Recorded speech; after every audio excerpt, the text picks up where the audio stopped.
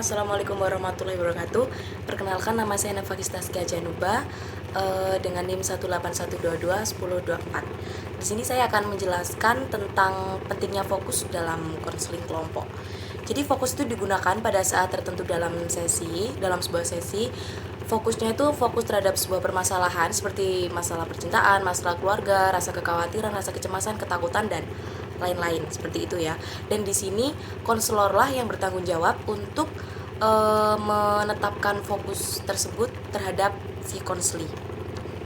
Selain itu, konselor juga bertanggung jawab untuk mengetahui bagaimana cara untuk membangun, mempertahankan, menggeser, dan memperdalam fokus untuk kelangsungan sesi konseling yang baik. Nah, sebelumnya berikut ada beberapa cara untuk menetapkan fokus. Biasanya itu menetapkan fokus itu dengan komentar. Seperti contoh ini, mari kita fokus pada topik rasa bersalah untuk 1 jam ke depan. Ya, ini pada Julio selama 10-15 menit ke depan dan mencoba untuk membantu dia mengatasi rasa dilema.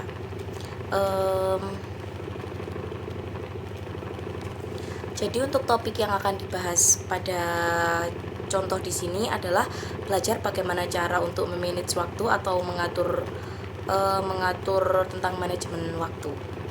Dan di sini akan dijelaskan untuk beberapa contoh aktivitas yang dapat digunakan untuk menetapkan fokus. Yakni yang pertama menggunakan poster, bahkan atau diagram yang relevan dengan topik atau tugas kelompok. Yang kedua menggunakan papan tulis atau papan besar untuk membuat daftar item atau karakteristik. Dan yang ketiga menggunakan papan tulis untuk menggambar atau analog visual. Selanjutnya meminta bantuan anggota mendaftar atau menulis sesuatu. Teknik pemfokusan lain yang melibatkan menulis adalah memiliki masing-masing anggota dan membuat daftar sesuatu. Selanjutnya meminta anggota untuk menggambar sesuatu, meletakkan selembar kertas besar di lantai di tengah kelompok dengan kata atau frase stimulus di atasnya. Lalu menggunakan handout yang berisi informasi yang ingin diliput. Selanjutnya menempatkan kursi kosong di tengah ruangan dan berdiri di atas kursi, lalu menempatkan kursi anak kecil di tengah ruangan. Teknik yang lain untuk mendapatkan fokus adalah yaitu penggunaan pelindung, botol bir, karet gelang, kaset audio, dan kaset video. Untuk penjelasan lengkap tentang ini dan teknik kreatif lainnya dapat dilihat di Creative Counseling Technique and Illustrated Guide. Kreatif lainnya dapat dilihat di Creative Counseling Technique and Illustrated Guide and Jacob tahun 1992. Ya, ini sebuah buku yang mendorong konselor untuk menjadi kreatif dan inovatif saat memberikan konseling kepada individu dan kelompok. Jika digunakan dengan benar, semua teknik ini terbukti sangat membantu.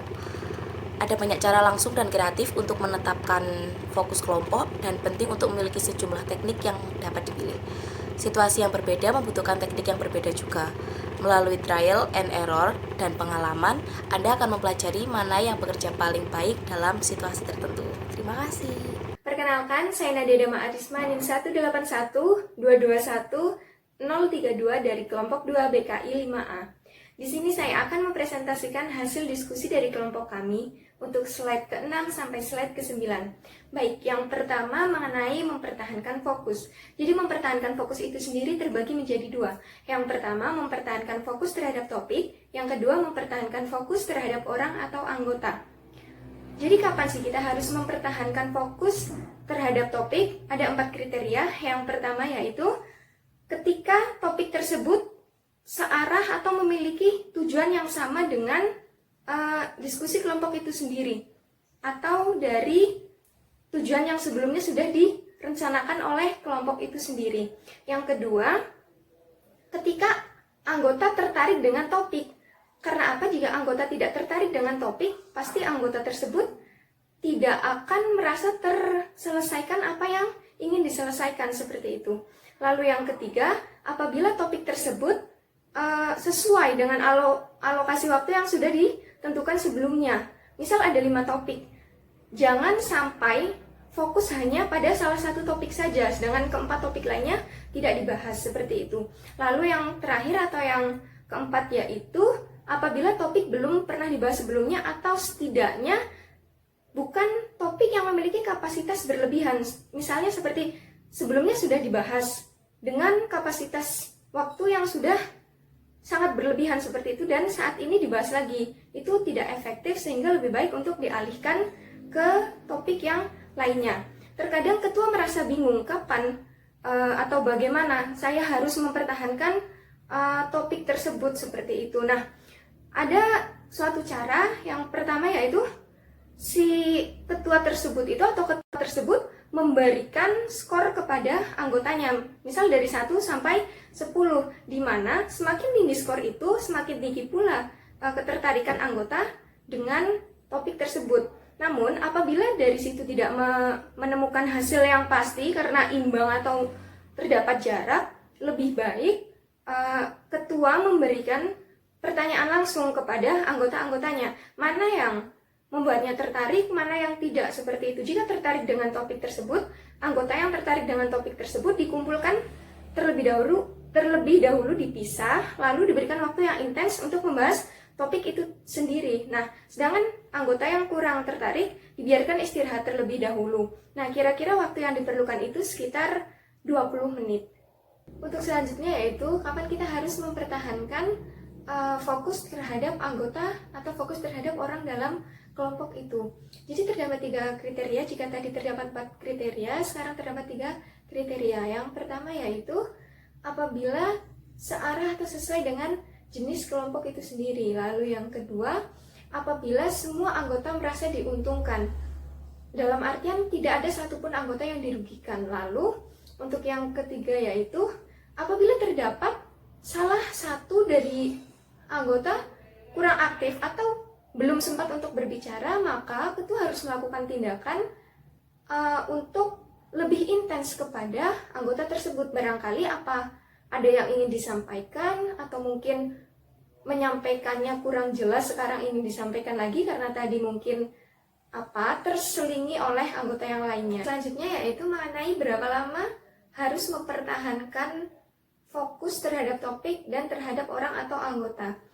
Untuk yang pertama yaitu mempertahankan fokus terhadap topik itu lamanya harus sesuai dengan jumlah topik itu sendiri. Jadi ketua harus mampu membagikan waktu terhadap setiap topiknya seperti itu. Jangan sampai terjadi ketimpangan saat pembahasan nantinya. Lalu ketua tidak seharusnya untuk memulai topik yang terlalu berat, misalnya mengenai kematian, karena itu dapat membebani anggota-anggota kelompok itu sendiri. Jadi ketua disarankan untuk mengatakan seperti ini, kita bahas topik kematian ini pertemuan selanjutnya saja ya, agar lebih segar, agar tidak terlalu terbebani, seperti itu. Kemudian lamanya waktu yang digunakan untuk mempertahankan fokus terhadap anggota yaitu tergantung pada kelompok itu sendiri. Jika kelompok tersebut merupakan kelompok untuk motivasi, pemberian dukungan atau pengembangan, maka waktu yang dibutuhkan itu memiliki batasan sekitar 30 menit. Biasanya untuk per orangnya itu diberi waktu 5-15 menit seperti itu. Sedangkan untuk jenis yang lainnya yaitu biasanya untuk satu orangnya tidak lebih dari 5 menit. Dan ketua disarankan tidak hanya fokus terhadap satu anggota kelompok saja, karena hal tersebut akan memberikan kerugian bagi anggota yang lainnya, sehingga harus memiliki waktu yang imbang berdasarkan apa yang mereka butuhkan. Cukup sekian dari saya. Untuk materi selanjutnya akan dijelaskan oleh pemateri setelah ini. Terima kasih. Perkenalkan, nama saya Hanifah Waida dengan NIM 1812211037 dari BKI 5A. Di sini saya akan menjelaskan mengenai pengalihan fokus. Seorang ketua diperbolehkan melakukan pengalihan fokus ketika dirasa memang perlu untuk kelompoknya. Arah pengalihan fokus di sini ada beberapa. Di antaranya adalah yang pertama, dari topik kepada orang atau anggotanya. Yang kedua, dari topik kepada topik lain. 3, dari topik ke suatu aktivitas. 4, dari satu orang ke orang yang lainnya, maksudnya anggota. Yang kelima, dari orang kepada topik. Yang keenam, dari orang ke aktivitas. Yang ketujuh, dari suatu aktivitas ke topik. Yang kedelapan, dari suatu aktivitas ke orang-orang. Nah, itu ada yang selanjutnya adalah contoh pengalihan satu topik ke topik yang lainnya. Seorang ketua atau pemimpin yang akan melakukan pengalihan topik biasanya mengatakan beberapa hal atau beberapa kalimat. Di sini saya akan menyebutkan dua kalimat yang biasanya sering digunakan oleh seorang ketua atau pemimpin untuk mengalihkan topik. Yang pertama adalah luangkan waktu 1 atau 2 menit untuk membahas hal ini, lalu kita akan membahas hal yang lainnya. Yang kedua, topik ini sepertinya hampir selesai. Mari kita ganti topik yang lain. Apakah di antara kalian ada yang memiliki topik baru? Nah, itu dua contoh kalimat yang sering digunakan oleh para pemimpin atau ketua dalam suatu bimbingan konseling kelompok. Yang selanjutnya adalah kapan kita harus menggeser fokus. Seorang pemimpin atau ketua dalam suatu bimbingan kelompok dapat menggeser atau mengalihkan fokus dalam beberapa waktu. Di antaranya adalah satu, ketika fokusnya sudah terlalu lama pada satu orang. Yang kedua, fokusnya sudah terlalu lama pada satu topik. Yang ketiga, fokusnya sudah tidak sesuai dengan tujuan kelompok. Yang keempat, adanya sisa waktu yang mengharuskan kita melakukan perubahan. Yang kelima, pemimpin atau ketua merasa anggotanya perlu melakukan perubahan. Yang keenam, ketua ingin menambah anggota baru. Yang ketujuh, pemimpin ingin memperkenalkan topik atau aktivitas baru kepada anggota kelompoknya. Indawati dari Bimbingan Konseling 5A, NIM 181221015.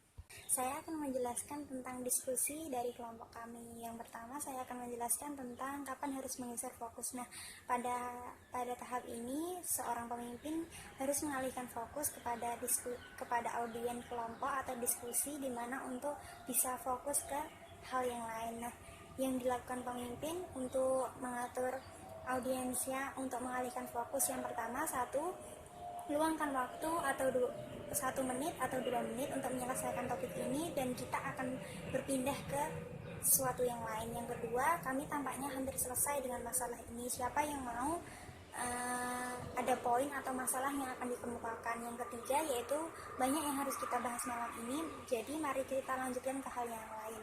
Nah, yang poin kedua yaitu deepen the fokus, yaitu memperdalam fokus. Seorang pemimpin tidak hanya berpikir tentang menahan atau mengalihkan fokus, tapi mempunyai kunci untuk memperdalam fokus ke tingkat yang produktif. Nah, kedalaman bisa diukur secara berbeda-beda untuk berbagai kelompok. Yang pertama, kelompok pendidikan dan diskusi. Yang kedalaman diukur dengan menilai pembelajaran dan pertukaran ide. Yang kedua, kelompok tugas diukur dengan produktivitas dan seberapa baik anggota dalam bekerja sama. Yang ketiga, konseling terapi, yaitu pertumbuhan dan kelompok pendukung diukur dengan wawasan baru tentang hidup yang dimiliki, berbagi ketika melakukan pekerjaan pribadi. Nah, ada teknik-teknik untuk memperdalam fokus. Yang pertama yaitu mengajukan pertanyaan yang sangat menggugah dan menantang. Yang kedua, meminta anggota untuk berbagi pada tingkat yang lebih pribadi lagi. Yang ketiga yaitu bekerja dengan anggota dengan cara yang lebih intens. Nah, yang terakhir yaitu di mana kita mengukur grafik kedalaman suatu pembahasan. Nah, untuk membahas kedalaman grup secara intens, di sini telah menyusun kedalaman grafik. Bagian kedalaman skala 10 sampai 1, dengan 10 mewakili pembicaraan tingkat permukaan atau berbagi, dan angka 1 mewakili berbagai pribadi yang dalam dan intens selama masa.